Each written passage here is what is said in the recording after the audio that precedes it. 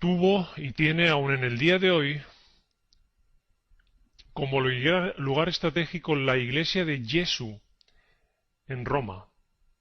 Esta iglesia fue construida en el mismo sitio de la capilla primitiva llamada Santa María de la Estrada, donde Ignacio celebraba misa durante sus años como primer padre general.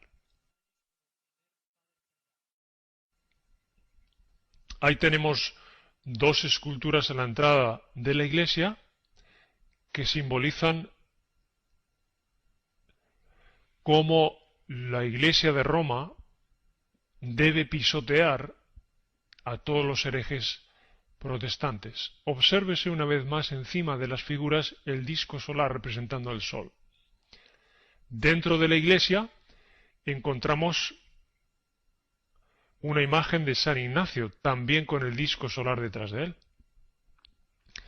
Y los jesuitas, además de tener una iglesia, una sede central, construyeron una universidad, la Universidad Gregoriana, en 1551, fundada para preparar a sus sacerdotes para llevar a cabo la contrarreforma. Y en una imagen que hemos podido rescatar, vemos a el Papa sentado con todo un grupo de sacerdotes jesuitas en forma piramidal, y justo detrás del Papa aparece Peter Hans Kolvenbach, el entonces primer Papa negro desde ese momento. ¿Qué dogmas introdujeron los jesuitas dentro del pensamiento católico? El dogma de la Inmaculada Concepción de María, que se declaró en 1854 por el Papa Pío IX. La infalibilidad papal se decretó en el Concilio Vaticano en 1870 por influencia de los jesuitas, y también el dogma de la Asunción de la Virgen María fue declarado por Pío XII en 1950 por orden de los jesuitas. Este libro, Secreta Monita, es el libro de instrucciones que recibe cualquier sacerdote jesuita, y en él encontramos una cita interesante. La fe católica no puede subsistir sin el poder civil. Por eso los jesuitas desde su inicio siempre han buscado la influencia y el favor del poder civil hasta que lo han llegado a dominar y a utilizar como ellos han querido. En el libro Conflicto de los siglos volvemos a encontrar una cita referente a los jesuitas que dice: para ellos ningún crimen era demasiado grande. Con muy diversos disfraces se introducían los jesuitas en los puestos del Estado, elevándose hasta la categoría de consejeros de los reyes y dirigiendo la política de las naciones. Hasta ese punto se comenzaron a infiltrar los jesuitas, nada más comenzar la orden. Llegó el Concilio de Trento, que por la influencia de los jesuitas consiguió una serie de acuerdos para poder hacer frente a la reforma de Lutero.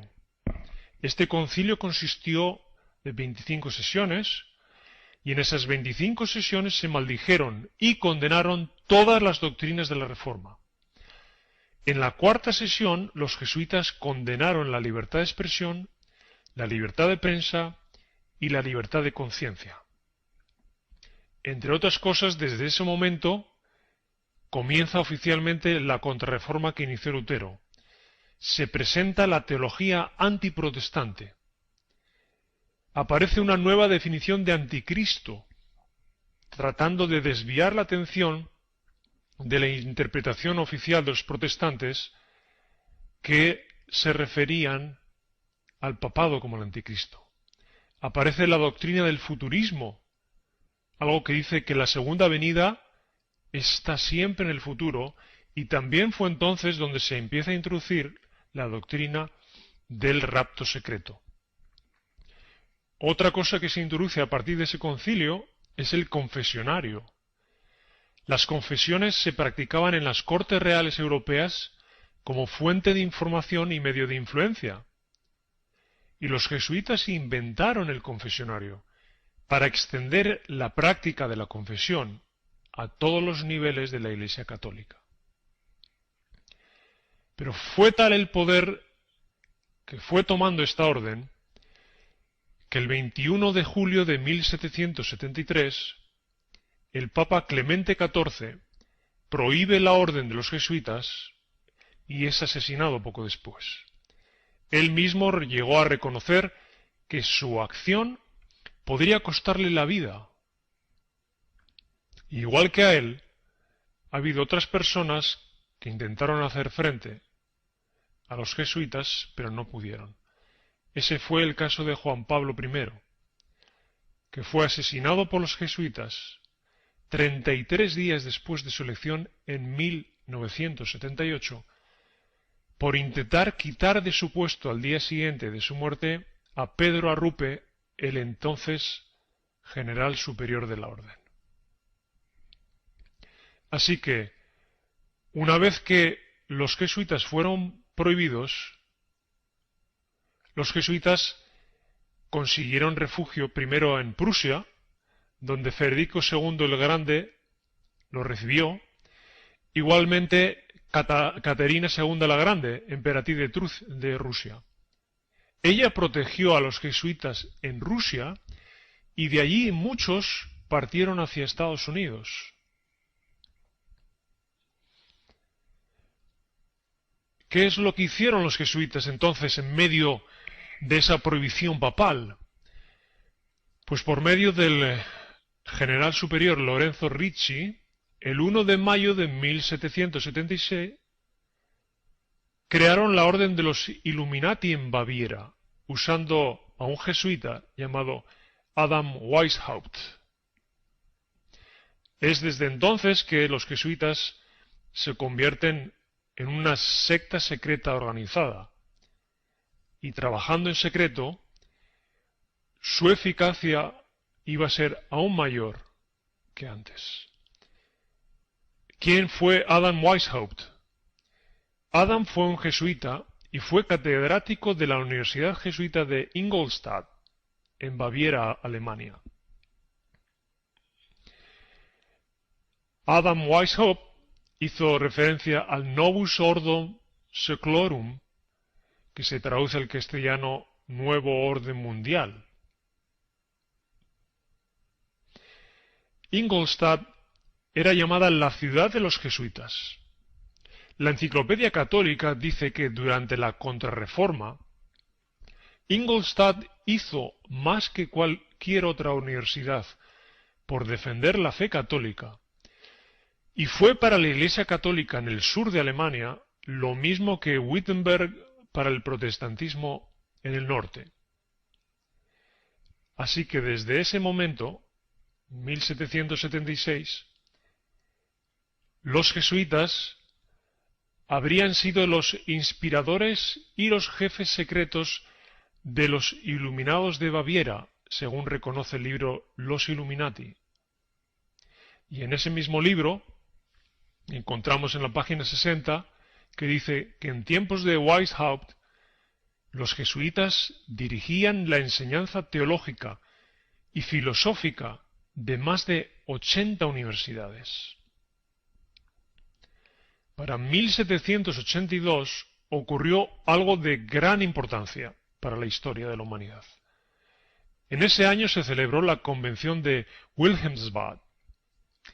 Según la propia Enciclopedia Católica, reconoce que cuando se llevó a cabo la Gran Convención Internacional de la Masonería, el Wilhelmsbad, del 16 de julio al 29 de agosto de 1782, Nigg y Weishaupt reclamaron ser la única logia masónica pura y trabajaron de tal forma que colocaron a todos los grupos masónicos bajo la masonería de los Illuminati. Los propios católicos reconocen en su enciclopedia que todas las logias masónicas quedaron bajo el control de los Illuminati, que es la orden masónica que crearon los jesuitas.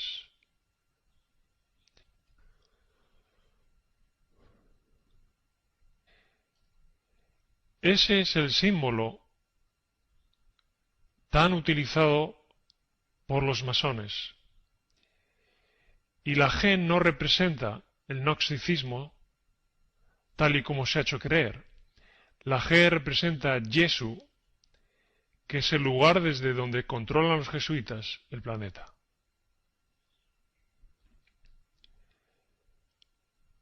Por eso podemos encontrar, en este caso al cardenal John O'Connor, posando amigablemente con dos masones de la Gran Logia Masónica de Nueva York en la celebración del Día de Colón, el 13 de octubre de 1997.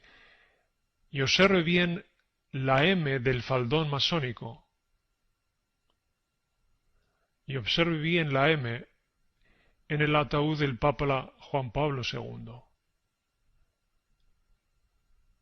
La masonería y los jesuitas hoy en día son una misma cosa, y se ha introducido la masonería en todo el sistema católico y en el mismo Vaticano. Así lo reconoce este libro escrito por los propios católicos en su página 273, donde dice que Pablo VI se percató de la presencia masónica en el Vaticano y lo proclamó ante el mundo. La llamó el humo de Satanás.